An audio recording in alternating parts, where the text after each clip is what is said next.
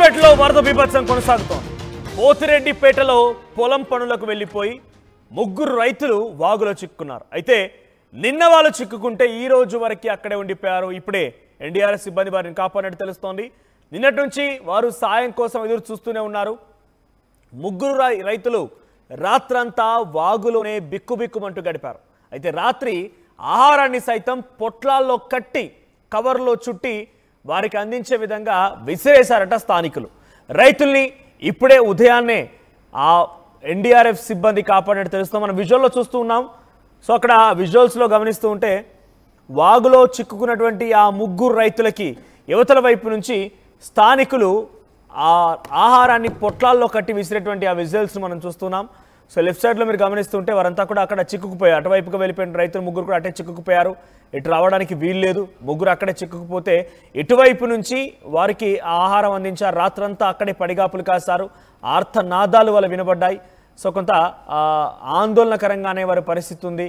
So ఇంతలోనే NDRF సిబ్బంది ఉదయాన్నే చేరుకున్నారు. ఆ ముగ్గురు కూడా కాపాడే ప్రయత్నం చేశారు. ఎస్ మా ప్రతినిధి మహేష్ కూడా లైవ్లో సిద్ధంగా ఉన్నారు మెదక్ నుంచి. మహేష్, సో ఏం జరిగింది? రైతులు ఎలా కాపాడగలిగారు? రైతులు అటు వెళ్ళిన తర్వాత ఈ వాగు పెరిగిందా? ఎక్కడ ఏ ఏ గ్రామంలో ఈ ఘటన చోటు చేసుకుంది?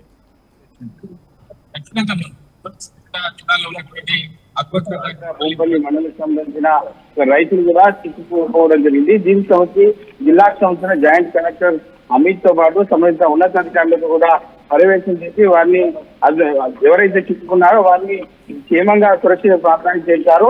ఎందుకంటే ఇటువంటి పరిస్థితి ఎక్కడా కూడా రైతులు ఇబ్బందులకు గురవుతున్నారు. ఖచ్చితంగా వీటిపై ఎన్డీఆర్ఎఫ్ బృందాలను కూడా అక్కడికి తీసుకొచ్చి స్థానికంగా ఉన్నటువంటి పోలీసు అధికారుల సాయంతో కూడా వారిని సురక్షిత ప్రాంతాలకు తరలించడం జరుగుతుంది.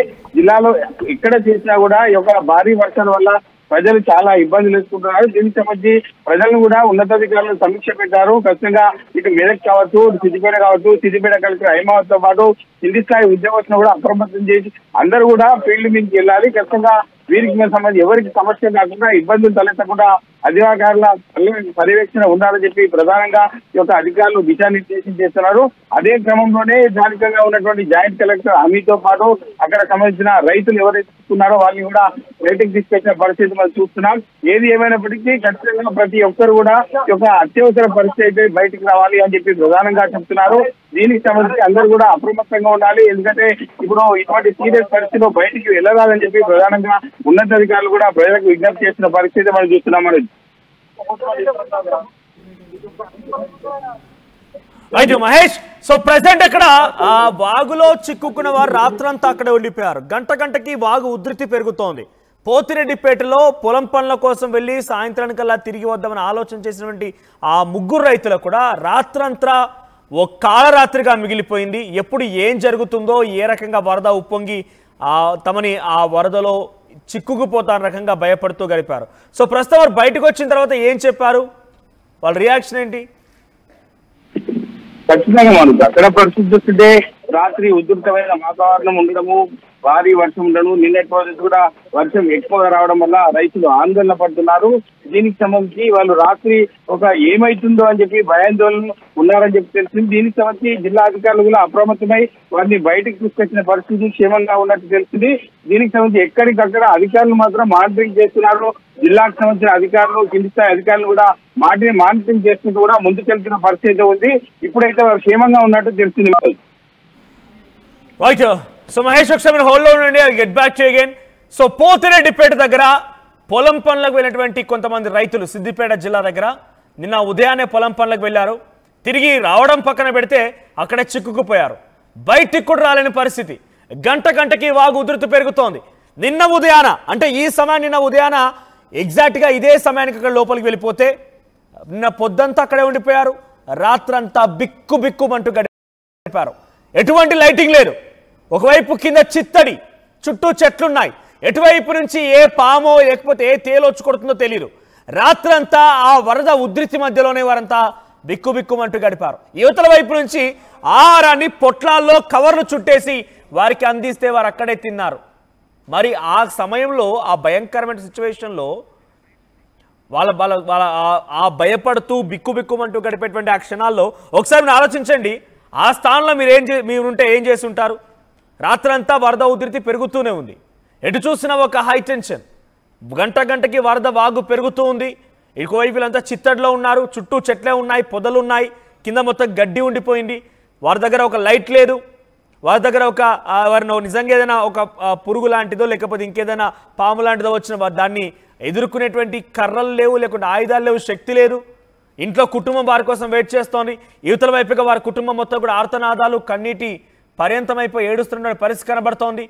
ఎన్డీఆర్ఎఫ్ అధికారులు వస్తున్నారు, ఇదిగో అదిగో అదిగో ఇదిగో అని చెప్పేటువంటి మాటలే కానీ రాత్రి అంతా ఉండిపోవాల్సి వచ్చింది. తెల్లవారుజామున వారు బయటకు వచ్చారు. అక్కడ విజువల్లో మీరు చూస్తున్నారు కదా, రైతులని కాపాడినటువంటి ఎన్డీఆర్ఎఫ్ సిబ్బంది అని చెప్పి ఆ ముగ్గురు రైతులను కూడా సురక్షితంగా బయటికి తీసుకొచ్చేటువంటి ఆ విజువల్స్ని మనం చూస్తున్న. లైఫ్ జాకెట్లు తొడిగారు, ఆ ముగ్గురిని కూడా తలా ఓ చేత పట్టుకొని ఆ ముగ్గురిని బయటకు తీసుకొచ్చారు. సో ఇటువంటి సమయాల్లోనే అనిపిస్తూ ఉంటుంది నిజంగా మన జీవితాలు ఎప్పుడు ఎలా ఏ రకంగా మారిపోతే అర్థం కాదు. ఒకసారి రైట్ సైడ్ విజువల్ మీరు చూడండి, కుటుంబం మొత్తం కూడా ఆ కన్న కూతురు భార్య పిల్లలు వారిని అలా హక్కున చేర్చుకొని వారి దగ్గరికి వచ్చి ఏడుస్తున్నటువంటి ఆ విజువల్ చూస్తూ ఉంటే నిజంగా రాత్రంతా వారు ఎంత భయపడిపోయారో, ఎంతలా కొంత ఆందోళన చెందారో, ఎంతలా వారంతా కూడా ఒక చెప్పాలంటే కంప్లీట్ ఇక చావు అంచుల వరకు వెళ్ళి వచ్చినట్టుగానే వాళ్ళ పరిస్థితి నెలకొంది. చూడండి, ఎత్తైనటువంటి ఆ ప్రాంతం నుంచి ఇటువైపు నుంచి ఆ ఆహారం పొట్లాలు ఇసురుతూ ఉన్నారు.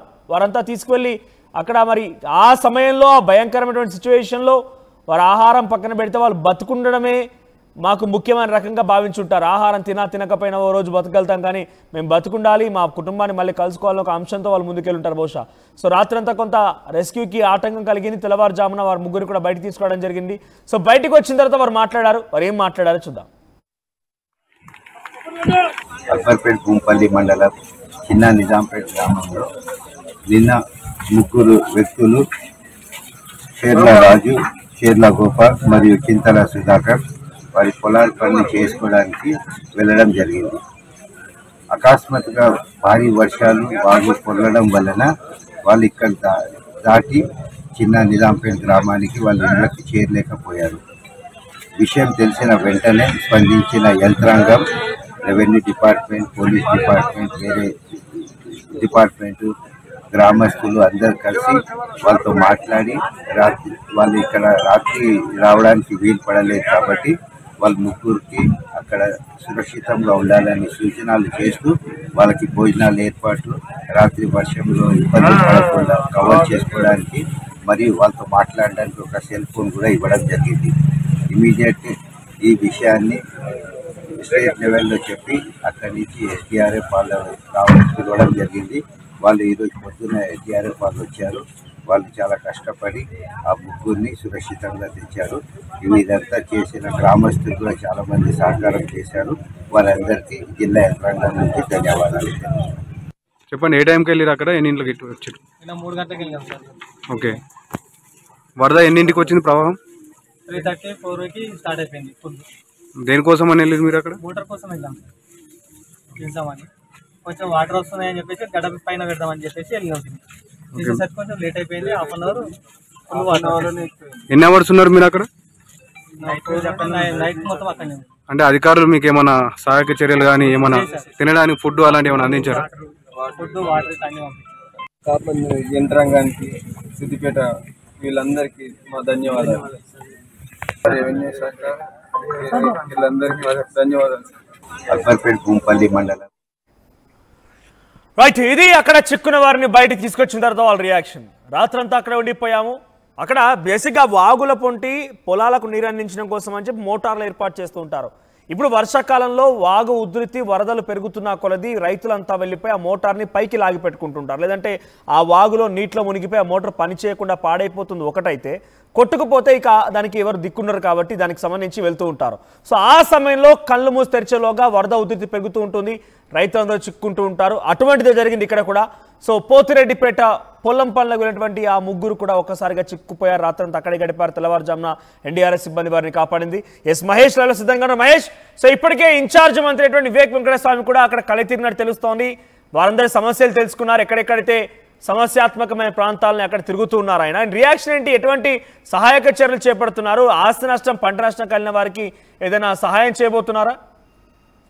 ఖచ్చితంగా ఇప్పటికే 4 గ్రామాల ప్రజలు కూడా ఒక ఫంక్షన్ హాల్కు పిలిపించుకొని ముంపు బాధితులు ఎవరైతున్నారో ఈ యొక్క వరదల యొక్క నేపథ్యంలో అక్కడికి 4 గ్రామాల నుంచి కూడా తీసుకొచ్చి వారికి భరోసా ఇస్తున్నారు. ఖచ్చితంగా ప్రభుత్వం నుంచి ఆదుకుంటామని చెప్పి ప్రధానంగా సంబంధించిన మంత్రి వివేక్ వెంకటస్వామి కూడా వారికి భరోసా ఇచ్చి వారితో మాట్లాడిన పరిస్థితి. ప్రస్తుతం మెరక్ బోధన వెళ్ళేటువంటి ఒక రోడ్ అయితే ఏదైతే పుట్టుకపోయి ఉందో ఆ రోడ్డు కూడా పరిశీలించారు.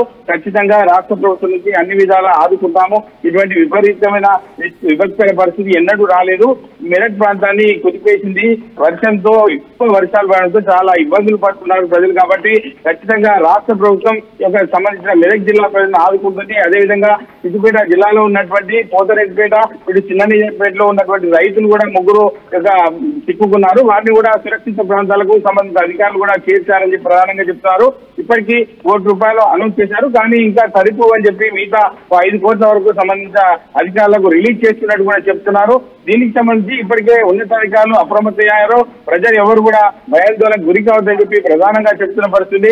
ఇప్పటికైనా అత్యవసర పరిస్థితిని బయటికి రావాలి తప్ప ఈ వర్షాలు ఉన్నాయి కాబట్టి 2-3 రోజుల పాటు బయటికి ఎవరు కూడా రావద్దని చెప్పి ప్రధానంగా చెప్తున్న పరిస్థితి. దీనికి సంబంధించి అధికారులు చెప్పే సూచనలు సలహాలను కూడా ప్రజలు పాటించాలని చెప్పి ప్రధానంగా ఇన్ఛార్జ్ మంత్రి అయినటువంటి వివేక్ వెంకటస్వామి కూడా ప్రజలకు విజ్ఞప్తి చేశారు. Manoj. Right, thank you Mahesh. So సిద్దిపేటలో పెద్ద ఎత్తున వర్ష విభత్సం కొనసాగుతుంది. ఈ రోజు కూడా సిద్దిపేట, మెదక్, కామారెడ్డి, నిర్మల్, నిజామాబాద్ 5 జిల్లాలకు రెడ్ అలర్ట్ జారీ చేశారు. సో మెదక్, సిద్దిపేట ప్రాంతంలో భారీగా వర్షం కురుస్తోంది. మరో 2-3 గంటల్లో భారీ వర్షపాతం నమోదయ్యే అవకాశం కూడా కనబడుతోంది. మీరు ఏదైనా సమస్యాత్మక ప్రాంతాల్లో ఉంటే, మీరు ఎక్కడైనా చిక్కుకొని ఉంటే, మీ దగ్గర మొబైల్ ఫోన్ కనుక ఉంటే ఆర్టీవీకి మీ వీడియో పంపించండి. డెఫినెట్గా మీ సమాచారాన్ని అధికారులకు చేరవేసే ప్రయత్నం చేస్తాం. లేదంటే డైరెక్ట్గా మీరు కాంటాక్ట్ అయినా పర్వాలేదు. బట్ మీ వ్యూస్ని షేర్ చేయాలనుకుంటే మీకు కనిపించేటువంటి ఆ వాట్సాప్ నెంబర్కి మీ వీడియోని పంపించే ప్రయత్నం చేయండి.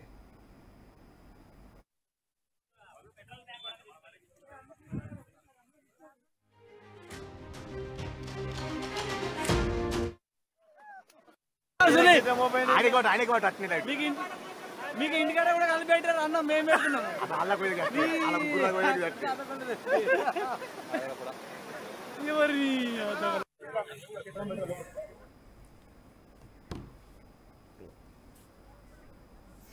చూడండి, అక్కడ రైతులు ఎక్కడైతే చిక్కుకున్నారో వారు బయటికి రాగానే రాత్రంతా బిక్కుమంటూ గడిపారు. ఒక్కసారి మీరు ఆలోచించండి, ఆ 3 స్థానంలో మీరుంటే ఎలా రియాక్ట్ అయ్యేవారు? మీరు అవతల వైపుగా పొలం పనులకు వెళ్ళారు. ఆ మోటార్ మొత్తం కూడా పూర్తిగా నీటిలో మునిగిపోతుంది. అని పైకి లేపుదామని చెప్పి వెళ్ళినటువంటి ఆ 3 రైతులు కూడా అక్కడ చిక్కుకుపోయారు. ఒక్కసారిగా వాగు పెరిగిపోయింది, దాటలేకపోతున్నారు. ఇంకా గంటకి వాగు ఉధృతి పెరుగుతుంది. రాత్రంతా అక్కడే ఉండిపోయారు. ఎటువంటి లైట్ లేదు, చుట్టూ చెట్లున్నాయి, కింద చిత్తడి ఉంది. పాము, తేలు ఏదొచ్చి కుట్టిపోయినా అడిగే దిక్కే లేదు. వాటిని ఎదుర్కోవడానికి ఎటువంటి శక్తియుక్తులు లేవు.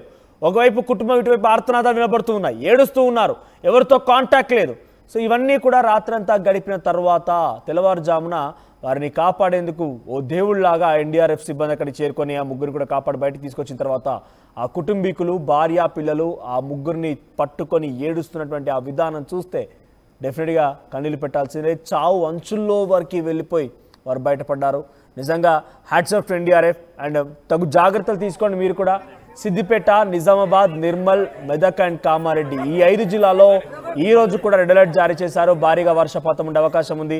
రైతులు ఎవరైతే పొలం పనులకు వెళ్ళాలనుకునే వారు కానివ్వండి, మీ మోటార్లు ఆ వాగుల్లో కొట్టుకుపోతాయని చెప్పి బయటికి లాగేందుకు వెళ్ళేటువంటి రైతులు కూడా కొంత ఆలోచించి వెళ్ళండి, తగు జాగ్రత్తలు తీసుకోండి. భూంపల్లి మండలం చిన్న నిజాంపేట గ్రామంలో నిన్న 3 వ్యక్తులు షేర్ల రాజు, షేర్ల గోపాల్ మరియు చింతల సుధాకర్ వారి పొలాల పని చేసుకోవడానికి వెళ్ళడం జరిగింది. అకస్మాత్తుగా భారీ వర్షాలు వాగు పొరలడం వలన వాళ్ళు ఇక్కడ దాటి చిన్న నిజాంపేట గ్రామానికి వాళ్ళ ఇళ్ళకి చేరలేకపోయారు. విషయం తెలిసిన వెంటనే స్పందించిన యంత్రాంగం, రెవెన్యూ డిపార్ట్మెంట్, పోలీస్ డిపార్ట్మెంట్, వేరే డిపార్ట్మెంటు, గ్రామస్తులు అందరు కలిసి వాళ్ళతో మాట్లాడి వాళ్ళు ఇక్కడ రాత్రి రావడానికి వీలు పడలేదు కాబట్టి వాళ్ళ 3కి అక్కడ సురక్షితంగా ఉండాలని సూచనలు చేస్తూ వాళ్ళకి భోజనాలు ఏర్పాట్లు, రాత్రి వర్షంలో ఇబ్బంది పడకుండా కవర్ చేసుకోవడానికి మరియు వాళ్ళతో మాట్లాడడానికి ఒక సెల్ ఫోన్ కూడా ఇవ్వడం జరిగింది. ఇమీడియట్ ఈ విషయాన్ని స్టేట్ లెవెల్లో చెప్పి అక్కడి నుంచి ఎస్డీఆర్ఎఫ్ వాళ్ళు రావడం జరిగింది. వాళ్ళు ఈరోజు పొద్దున్న ఎస్డీఆర్ఎఫ్ వాళ్ళు వచ్చారు. వాళ్ళు చాలా కష్టపడి ఆ ముగ్గురిని సురక్షితంగా తెచ్చారు. ఇదంతా చేసిన గ్రామస్తులు కూడా చాలా మంది సహకారం చేశారు. వారందరికీ జిల్లా యంత్రాంగం నుంచి ధన్యవాదాలు. చెప్పండి, ఏ టైంకి వెళ్ళారు అక్కడ, ఎన్ని ఇంట్లోకి వచ్చారు? 3 గంటలకు వెళ్ళాం సార్. ఓకే. వరద ఎన్నింటికి వచ్చింది ప్రవాహం? 3:30, 4కి స్టార్ట్ అయిపోయింది ఫుల్. దేనికోసం అని వెళ్ళారు మీరు అక్కడ? మోటార్ కోసం వెళ్ళాం వెళ్దామని. కొంచెం వాటర్ వస్తున్నాయని చెప్పేసి గడప పైన పెడదామని చెప్పేసి వెళ్ళినాం. తీసేసరికి కొంచెం లేట్ అయిపోయింది. Half an hour full water. ఎన్ని అవర్స్ ఉన్నారు మీరు అక్కడ? నైట్ మొత్తం అక్కడనే. అంటే అధికారులు మీకు ఏమైనా సహాయక చర్యలు కానీ ఏమైనా తినడానికి ఫుడ్ అలాంటివి ఏమైనా అందించారా? ఫుడ్, వాటర్ అన్ని పంపించారు. యంత్రాంగానికి, సిద్దిపేట వీళ్ళందరికీ మా ధన్యవాదాలు.